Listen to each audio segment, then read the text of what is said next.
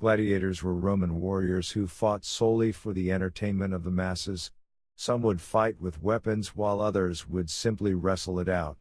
The fights were held in arenas called colosseums, with each arena able to host more than 50,000 spectators at a time. The events were enthusiastically attended and were held on a grand scale. They were violent and popular with both the rich and the poor, with gladiators often attaining celebrity status after a win. Many gladiator-themed movies and dramas tell us of the nature of these fights, but not all of them are historically accurate. Number 1. Gladiatorial events replaced Munera events. It is believed that Munera events were the precursors of gladiatorial events. Munera events began in 264 BC when the two sons of a nobleman named Brutus organized a fight to take place in the marketplace in honor of their father's death. Similar events followed, with slaves acting as the fighters. One such battle took place in 174 BC in which a record-breaking 74 fighters participated over a period of 3 days. Munera spectacles evolved into events called venatio, where wild and exotic animals were fought by a different class of gladiator called venators. Each venator would be equipped with weapons specifically designed for hunting. Venatio battles were separate from gladiatorial events and involved the hunting and killing of exotic animals like tigers, lions, and rare birds for the purpose of entertaining the masses. As the Roman Empire grew, the enthusiasm for such events increased. The elite would organize such events on a smaller scale at parties, and they also became popular as funeral celebrations. Not all citizens enjoyed the bloodthirsty nature of these events. During one incident which occurred in the reign of Tiberius, several townspeople stopped a funeral procession in protest, and Tiberius was forced to call on the army to quell the unrest. Number 2. Events were held in arenas.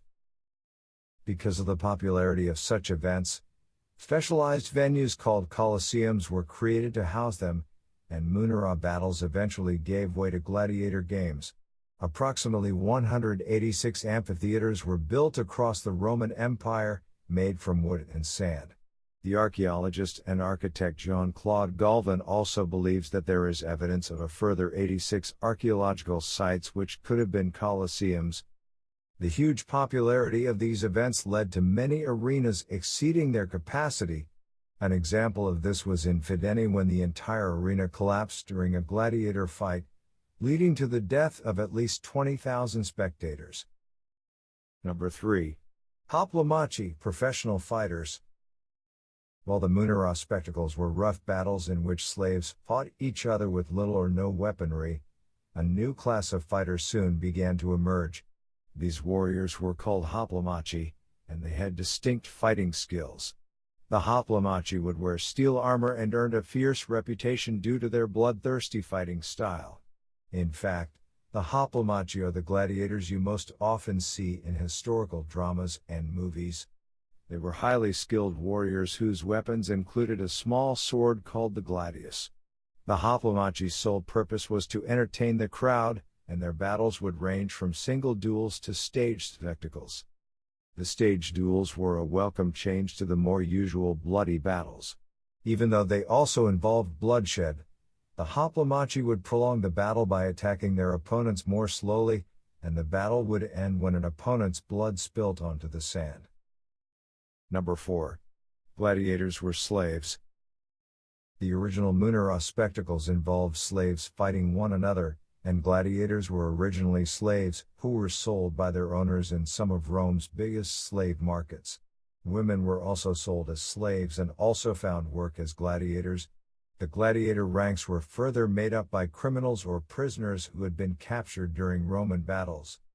Several free men also became gladiators, attracted by the fame and celebrity. Their reasons could also have been due to a wish to escape other personal problems. In fact, it was estimated that more than 20% of the trainee gladiators who attended the Luni Gladiatori, or gladiator school, were free men from Roman society. No matter how popular a gladiator became, he never rose above the level of a prostitute in Roman society, and the word gladiator was a popular term of abuse.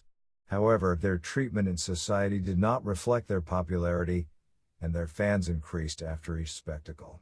Romans became so obsessed with gladiators that they even painted their names on the city walls and hailed them as celebrities. Gladiator merchandise was popular especially amongst Roman women. For example, flakes of gladiator skin, bottles of their sweat, and ornaments colored with their blood were sold as aphrodisiacs and love potions. Number 5. The Noxii. As well as the Hoplomachi and the Venators, there was a third kind of gladiator known as the Noxii who were forced into the arena against their will. The Noxii were dangerous criminals such as robbers and murderers from all across the empire. They were viewed as expendable fighters who were expected to die in the arena. On entering the arena, the Noxii had to make an announcement in front of the emperor, Ave Caesar, mortuae te salutant, which translates as "before we die we must salute the emperor." After the announcement, the battle would commence and usually involved one Noxii fighting another until one of them was dead. Some gladiatorial events also involved the Noxii fighting against the postulati who were skilled fighters like the Hoplomachi and were armed with maces. Number 6. The Gladiators' Oath. The gladiators had an oath which stated, "Uri vincere verberari feroque nacari," which translates as "I am willing to experience torture through fire, through captivity, through assault, and through murder by the sword." They had to recite this oath when they first entered the arena. The men who became gladiators through choice were given the opportunity to leave the career through the payment of a certain amount to the lanista, the man responsible for the health and well-being of the gladiators. A fear of death in the arena would sometimes overpower the gladiators, and they would attempt suicide inside their cells. This was highly unprofitable for the lanisti, so they would hire special guards to keep an eye on the gladiators to prevent it. Number 7. The Gladiators Diet. Gladiators who rose to popularity after a victory were well taken care of by the professional staff of the Ludi Gladiatori, or gladiator school. The school was surrounded by high walls, and sharp weapons were prohibited within the school itself. There were doctors on hand to provide treatment in case of injury on the training ground. The training schools also had nutritionists who would create balanced diets for the trainee gladiators. For example, food like barley was included in their diets as it helped to reduce the accumulation of fat in the arteries. Number 8. A Roman gladiator battle. The gladiator fights in the colosseums all had a theatrical aspect and were not a true representation of the normal way of combat. Despite popular myths that these battles were primarily concerned with bloodshed and gore, in actual fact, the gladiators would wear decorated armor to appear exotic, and all battles were fought in a choreographed style with props to prolong the fight and make it more entertaining. However, in the end, even the theatrical aspect of the gladiator fight could not disguise its final outcome of severe injury and death. Number 9. Naval Combat. Following on from the grand theatrical displays of the gladiatorial battles, the Romans soon developed a new form of battle called the naumachia, or naval battle. According to historians, this theatrical form of naval combat was invented by Julius Caesar, and the first battle was conducted in a man-made lake near the Field of Mars, a military parade ground. After the lake was filled with water, it could accommodate 16 large manned warships. Each ship had approximately 2,000 prisoners aboard who would fight among themselves while aboard the ship. People would gather in huge numbers to view these spectacles, and it is believed that a battle held at the Fucine Lake attracted more than 500,000 people. These events were guarded by armed men to maintain order and security in and around the arena. Number 10. Survival rates. What do we know about the survival rates for gladiators?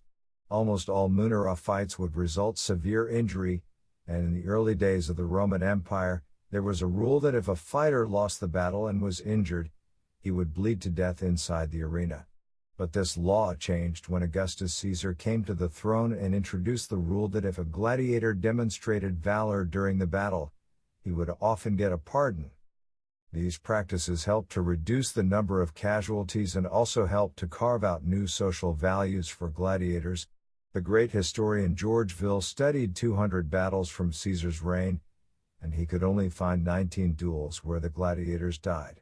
However, after Caesar, the number of deaths increased and a gladiator died or was mortally wounded in every second or third battle that took place.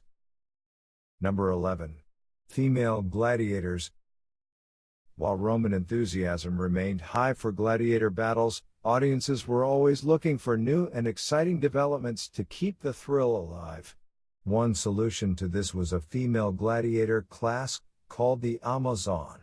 Watching women fighting like their male counterparts was new and exciting for spectators and kept the popularity of the fights alive. The Amazon have been documented in works by several Roman historians such as Tacitus, Martial, and Suetonius. Amazon have also been depicted in Roman art, shown fighting in only loincloths and without helmets. Number 12. Roman emperors would mimic gladiators.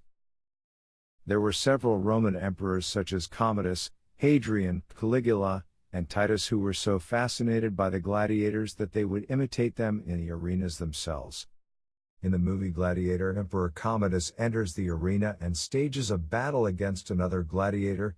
This was because he considered himself a god and wanted people to love him and compare him to Hercules. He even had statues of himself looking like Hercules placed all over the city which substantiate this myth and make him memorable. He would enter the battle arena dressed as Hercules and would kill slaves and animals to amuse himself as much as the audience. Number 13. Gladiators and Animals.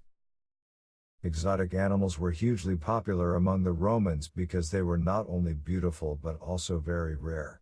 Organizers would arrange fights between these animals, creating a magnificent spectacle for the audience. Since the animals were expensive, they would usually belong to the emperor, and battles between them would only take place on special occasions.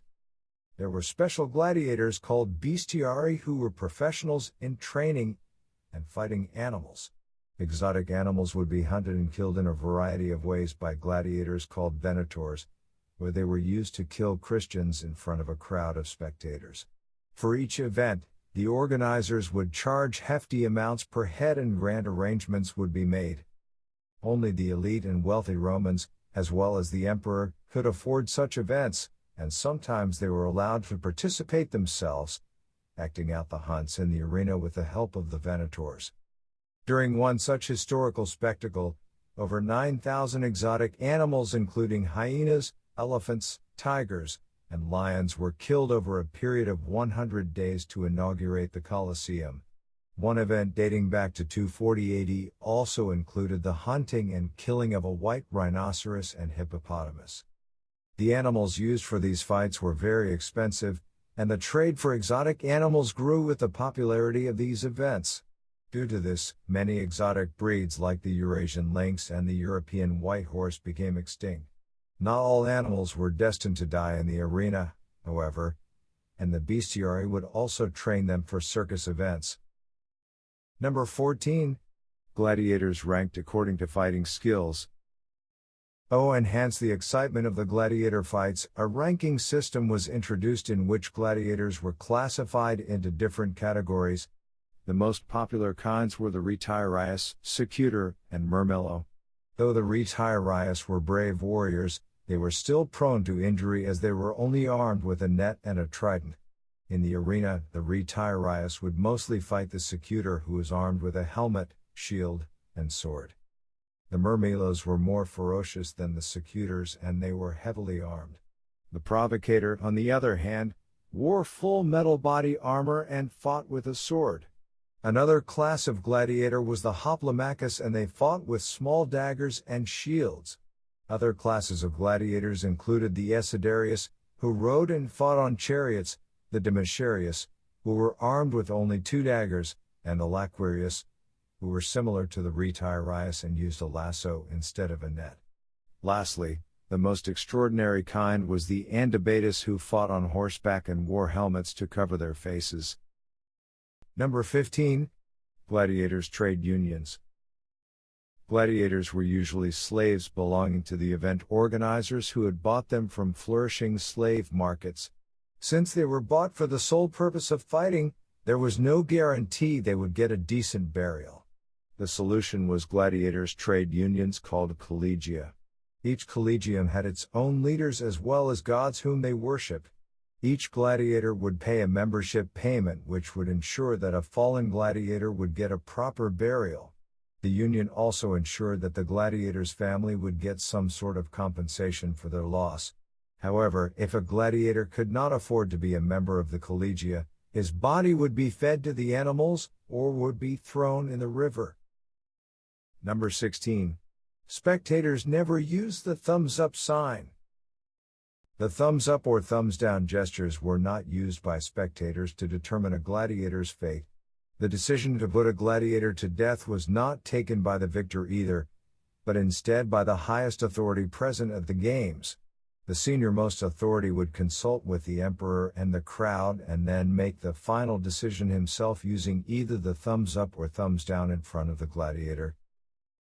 Number 17. Not all gladiators were slaves. The belief that all Roman gladiators were slaves is not true. Gladiators were often warriors who were captured during battle or were criminals accused of robbery and murder. After they were captured, they were sent to the gladiatorial training schools or, in the case of serious criminals, were sent directly to the arena for battle.